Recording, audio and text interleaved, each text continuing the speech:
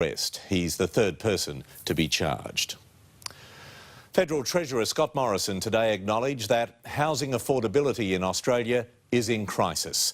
It comes as new figures estimate that by next year, less than half of adults across the country will own a home. The Treasurer responded bluntly after housing affordability fell 2.1% in the past year. While it's easier to buy in Perth and Darwin, where prices are falling, in Sydney, Melbourne, Adelaide and Brisbane, rising house prices undo the benefit of record low interest rates. It is getting harder. Despite losing the election, Labor says it will stick with its policies to try and give first home buyers a fairer go.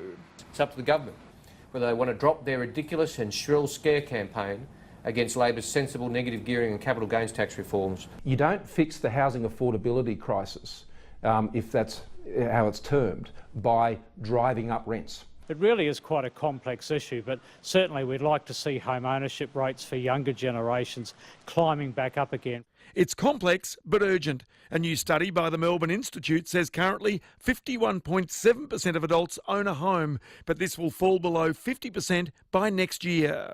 The reason why it really boils down to one factor and one factor only, and that's housing affordability. But there are warnings the answer is not to allow young home buyers to use their super to get a start. If we had a flood of people accessing their superannuation for a housing deposit, it's very likely that it would push up the cost of housing.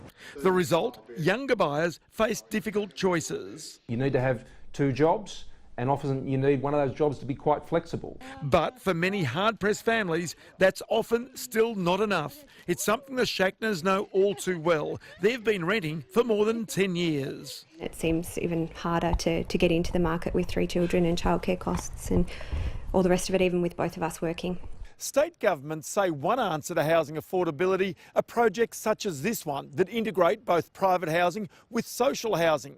But the big question is whether there are enough projects such as this one to truly improve housing affordability. Ross Greenwood, 9 News.